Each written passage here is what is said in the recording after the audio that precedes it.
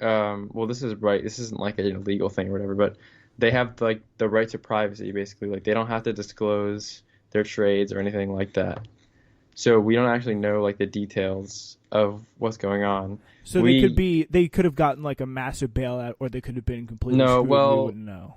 well, they did get a bailout from Steve Cohen, the Oh, yeah, insider originally. trader. That was probably one of my And favorite things that happened, by the way. Just like an absolutely like Steve Cohen and his other like crappy friend just throwing $3 billion, and it just immediately up in thin air. yeah, bye That was bye. great. So yeah, what we're talking about? Oh yeah, fuck. Margin calling. Yes, margin calling. So yeah, so if you lose more, your buying power is stronger, obviously. So if you make money, you make twice the amount of money, but if you lose money, you lose twice the money. So you have to pay the difference, basically. But that wasn't actually happening because it's a different thing. But yeah, they basically have to cover their shorts because they lost so much money. So they owe people shares, right? Mm-hmm. Basically, so when these mortgage excuse me, when these hedge funds short sell, right? They're actually borrowing shares from you, from the individual. Like the individual person who invested Every in. person. Yeah. So like when you buy a stock, right? You own that stock, but unless you call your broker and tell them to not lend your shares, they can give your shares away for people to short, just like what these hedge funds are doing. Mm-hmm. And that So was something that yeah. was that's something they tried to do. Well, that's how it always works. It's a very common thing. Yeah. So if you remember in the beginning, there was a lot of people tweeting, call your broker so they can't lend out your shares. That's so that it applies further pressure on them. So yeah, now their shares aren't all like suddenly being like pushed Okay, down, well, and they don't have control over other people's. yeah, well, there's less shares that they can short, basically. Um, anyway, so now they owe the broker. Obviously, the brokers need the shares back because they are because they belong to other people. So when Melvin was liquidating all their other assets, like they were selling all of their blue chip lungs, like Apple. A blue chip is basically just like a big company, like Apple or Microsoft or Very Amazon. safe, right? Yes. Like anything in the Dow Jones, basically, right? So they were lifting like all their longs because they needed capital to pay off this short. Mm-hmm. Because every like depending on the deal, like every single day you have to pay to like keep your position, depending. And that's a But big sign that they're in trouble, that they're doing that. well, of course they're in trouble, but well, because they need to pay for it. Well, now who knows? Because it's not that simple. But like we don't really know everything. They could really be out, but I don't think that's true, and I think most people don't believe because they're lying Yeah. pieces of shit. Yeah, they're like you can't like call these people dead until you really see it. Yeah. But yeah, the like short But yeah, sellers who bet against the stock in total are facing losses of as much as $19 billion yeah. in I heard up January to alone. 70. Oh yeah, I heard that too. I don't know why this says $19 I billion think it's a here, different number. but it's It still might be it's a from different thing. Ortex. Oh yeah, okay. Well, there's something called like S3, which is that is Ortex is giving like a 70% short interest, which is still crazy high. Most stocks have like 2%, but S3 is giving like 120. So like this is like a sort of a guess. I mean, not a guess. Like there is ways to measure it, but it's not like 100%, obviously, right? Because we have a 50% difference between these two research companies, right? Yeah, and it's very secret, so you can't really tell. Yeah. But basically, the short squeeze has not happened yet, and at some point, like there's gonna be like an infinite squeeze, basically, because they're going to be like begging for shares. They're going to need your shares In order if to you continue keep their stock. position. No, to close out their position, or they'll go bankrupt because they fucked up, basically. Yeah, They I think owe really what they're all just these hoping. shares. like the best case scenario for these guys is just to call in the government and get them. Yeah. Well, I heard people on Wall Street. I mean, not people on Reddit calling for a $10,000 share buyout from everyone who owns GameStop. So saying if they come calling for your shares, $10,000 is the price from the government. Yeah. Well, because like these hedge funds are going to get erased. They don't have capital. They're going to become insolvent. Because they literally cannot afford to buy the shares if necessary. First of all, enough shares do not exist. That's the thing. There's a supply problem. Nobody is selling. That's how deep of a hole they're in. Like there's not enough shares to cover this. Like there just isn't enough.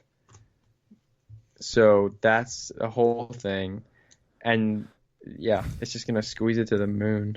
It does look like the government has stepped in on the WallStreetBets side, as the Texas Attorney General has said he's going to investigate brokers' decisions to limit GameStop trades. A very interesting example. Good. Isn't that guy like the worst dude ever though? I'm not familiar with him. It's a very. Isn't the guy who like said he didn't accept Biden's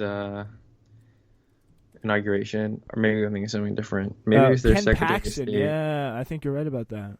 Yeah, he's a Tea Party conservative, and yeah, he's been. He's definitely. I've seen him on Fox News somewhere. That name sounds slightly familiar, but it really is interesting to see that they are like there is just a very broad economic, because it's like almost the people who like you kind of tell like certain people like the business Republicans, like the elites, and you got people like Mitch McConnell and even like, Janet Yellen. Okay. If you read the subreddit, like most of the people are not conservative at all. They seem like pretty lefty. Who? Like Ken Paxton?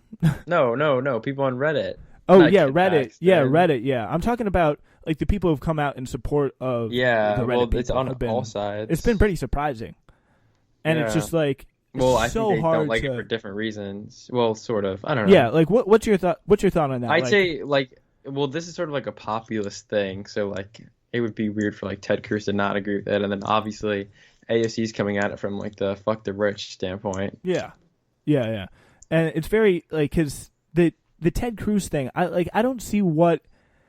I mean, I guess it's just something to do with like the free market, like maintaining the free market. But like, what does Ted Cruz have against hedge funds? Like, what's the in the end of the day? Like his wife isn't his wife like managing director of Goldman Sachs? Like, no way, what?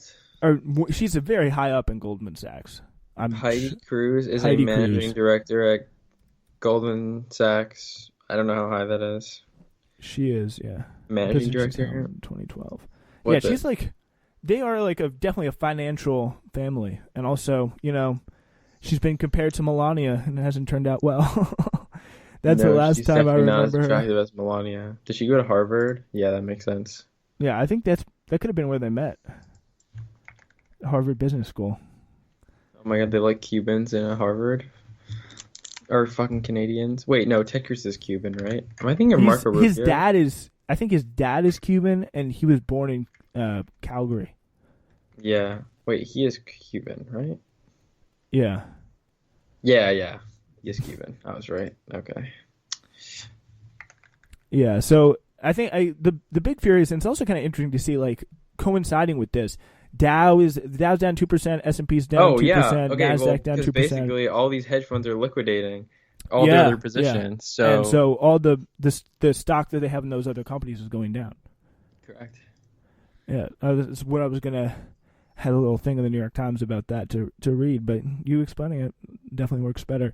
S&P's worst daily decline in 3 months was Wednesday.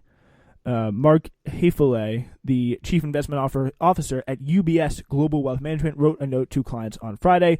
It isn't just GameStop that's giving investors a reason to sell. They're also concerned about the rollout of the coronavirus vaccine as countries begin to clamp down on supplies or warn of shortages. Johnson & Johnson was down today, but another company, there's another vaccine. It's like Novavax, right? I don't know. There was something that was way up today, though. Yeah. There's another company. Another vaccine company. Like for this thing, and it's going to be very, very interesting to see where it goes up. And I don't think anyone can predict it, but I think it's a lot better shape that like this can. It's not going to do a lot, I think, in the end in terms of like making substantive differences in everyone's lives. Which is like again, what I think it'll, but depending on I think it does the serve decisions a of the government.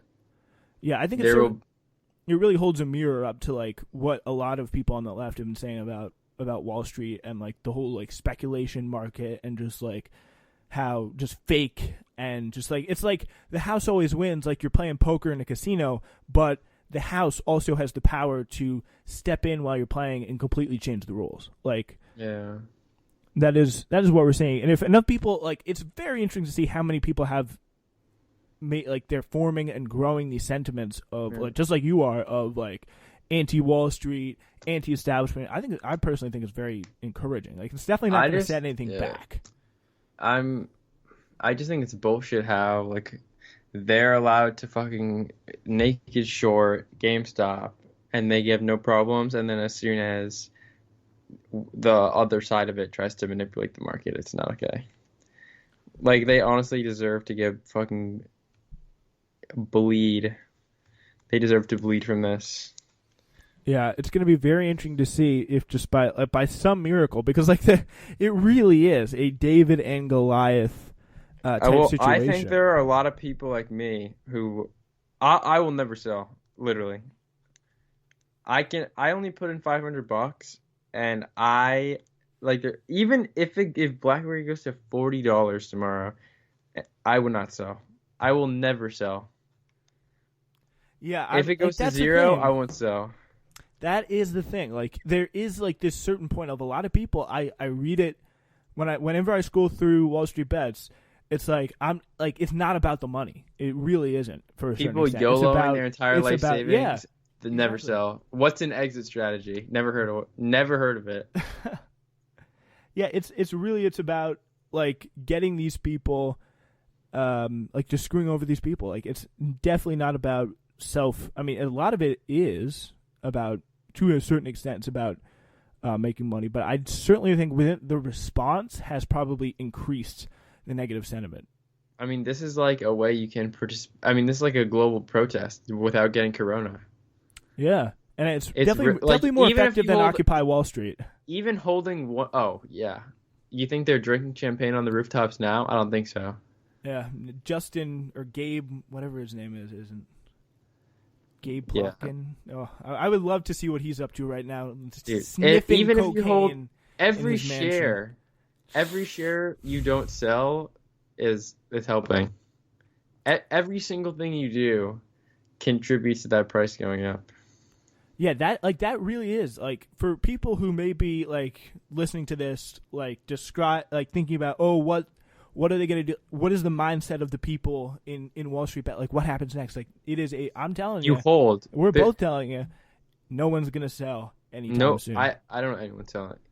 Like no, I haven't seen. Well, no one on the subreddit's going to say, but every single person buy the dip. I see people. When it goes down, they celebrate. It's a discount. Yeah, buy the dip. That's what it is. I think this weekend it's gonna be a rest. Obviously, I think it's been a stressful week for pretty much everyone involved. It's gonna be nice to get a little bit of a break from this while the markets are on break, obviously for the weekend, but it's going to come back strong Monday, and then I think there what will effect be will problems. The limits have? What effect will the limits that Robinhood and other things? Okay, so there was a sell. Well, obviously, we'll see what happens with that on Monday. Fidelity is not restricting trade. Ameritrade seem to not resist trade anymore. And I think E-Trade is not either. But there was also, I thought you were talking about like sell limits for a second, which is like different stock when you said sell, but it was at like people said at 420 as like a joke, and there was like a sell wall, but I think people got rid of that, so we should be good. But I think, if the squeeze has not happened by next Friday, there might be problems.